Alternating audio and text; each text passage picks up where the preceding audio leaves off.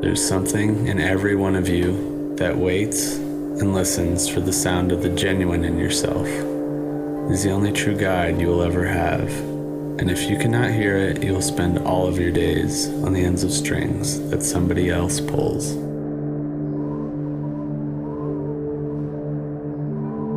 This ancient trail wanders along through relentless weather with 6,000-meter giants touching the sky above.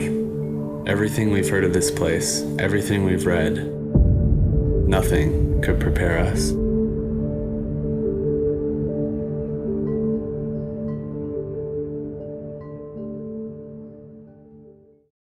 This was all a spur-of-the-moment idea, part of the vicious cycle of making every adventure more thrilling than the last. Our goal was to circumnavigate the Huayhuash Range in the Peruvian Andes, perhaps disproportionate to anything the three of us had ever done. After several blurred days of travel from Colorado, we dialed in the gear, built up the bikes, and were stoked to ride.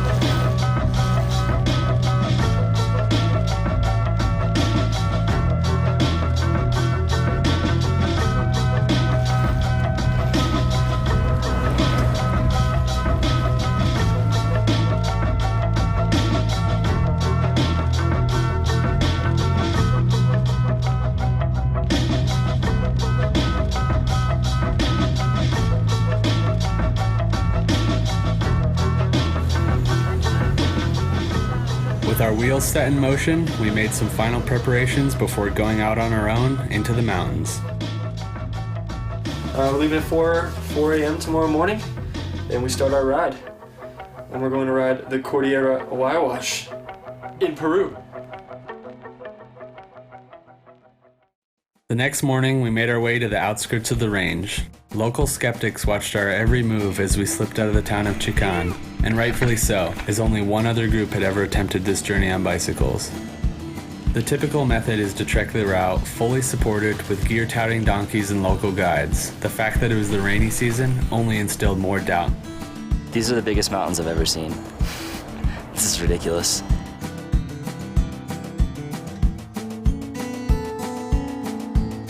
With every pedal stroke, the lines began to blur between the developed and the wilderness.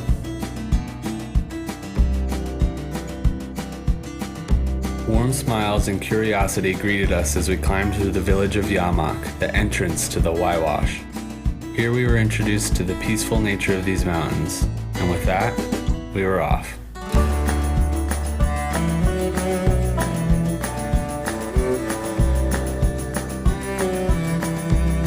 Got our first view of the glaciers up here in the Huayhuash Range, and we're heading up to Matacancha Pass, which is just up there in the clouds, so it's about to get foggy. Yeah! It's putting the horsepower down on us. Literally. One word, Thomas, one word.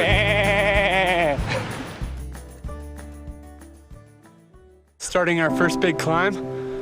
Definitely hike a bike, there's no riding up this.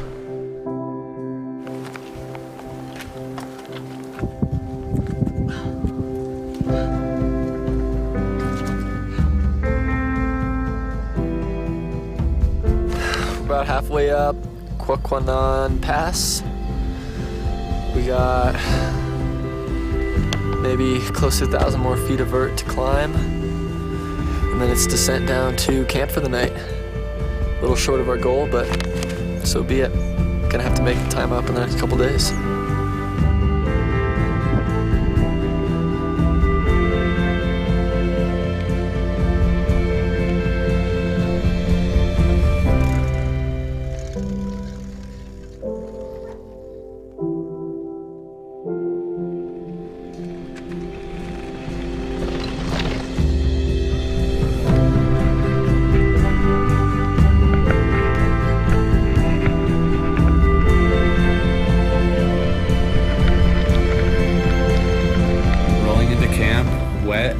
healthy and exhausted.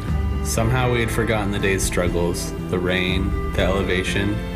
We've come alive in the mountains, and there's nowhere else we'd rather be than right here, right now.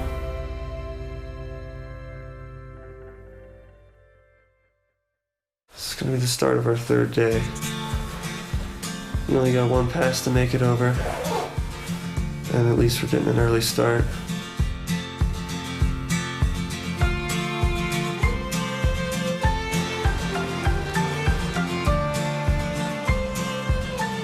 The air was cold and thin, the gear still wet from the day before. Nothing could hinder our enthusiasm for the best single track of our lives in the wildest place we'd ever been. As we charged on, our smiles grew larger. We had never felt so far away.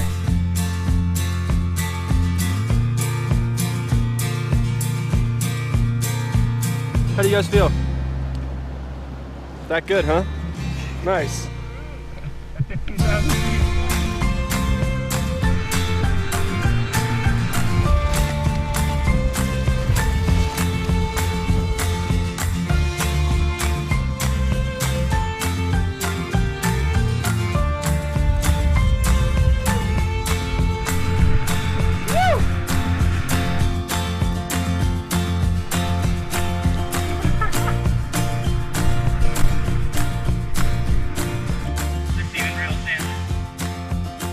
We felt small and insignificant when setting up the tent below 6,000 meter peaks.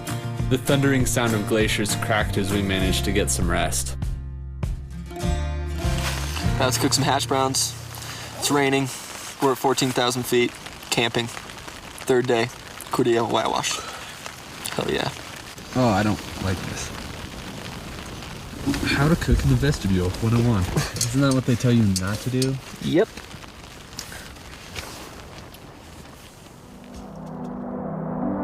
The only way to get here is a pass off to my left that we came over yesterday. The only way out is a pass to my right, which is what we're going over today. The fact that we got ourselves here on our bikes, by ourselves, with all our gear, just makes it that much better.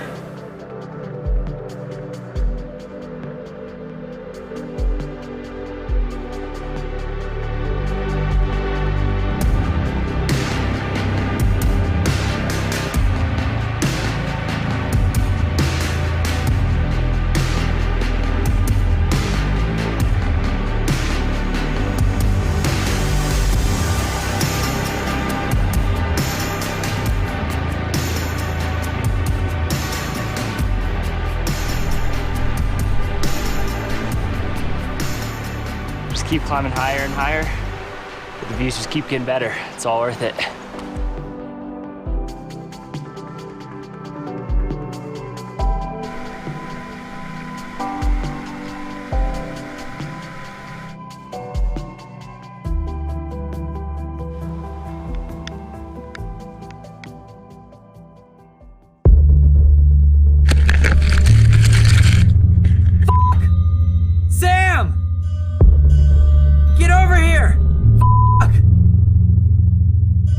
Breathing. Come on. Oh shit. Come on. Sam and I were trying to get him stable, wake him up, and I was about ready to run for the spot beacon. Today is one of those days I never want to have to experience again. Joey took a pretty good digger up here at the base of this glacier below Sula Grande. We're about 3 days in either direction from any sort of substantial help, and so we're out here. Got a pretty good concussion and knocked himself out for a little bit.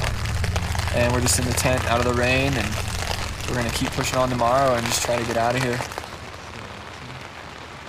Definitely one of the gnarliest things that's ever happened to me, for sure.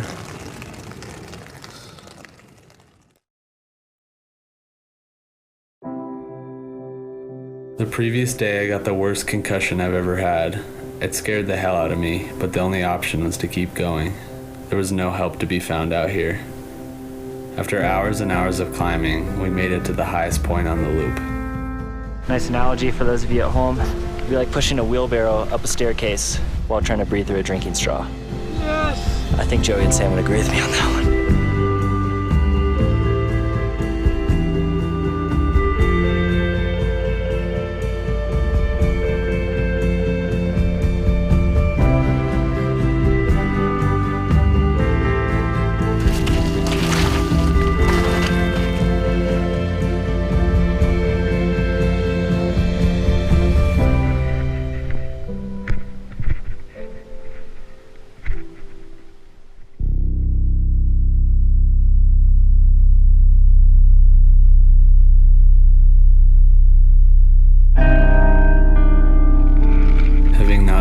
any people in days, we rounded a corner and were caught a bit off guard. What we thought were two local caballeros turned out to be quite the opposite.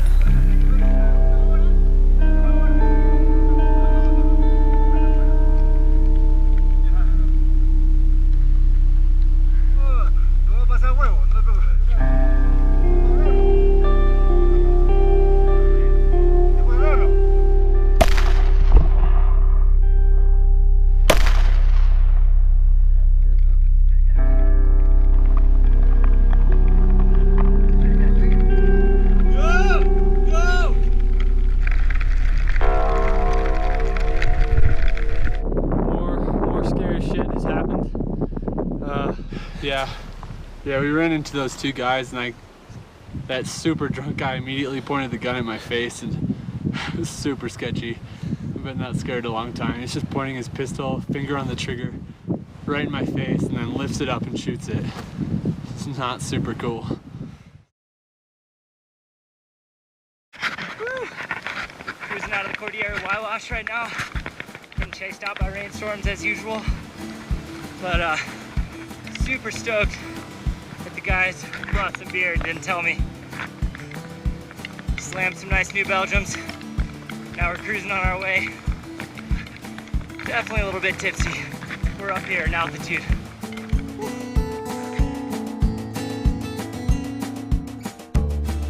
In the end, we didn't quite make it as far as we had hoped. Only 3/4 of the loop in 7 days. Between rainstorms, concussions, and waving guns, the Huayhuash had ripped at our eager ambitions.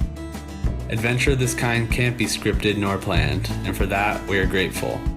A sense of wonder was fulfilled, an understanding of distance and height learned, and the friendship of 3 adventure-loving friends reinforced. We can't wait for what's next.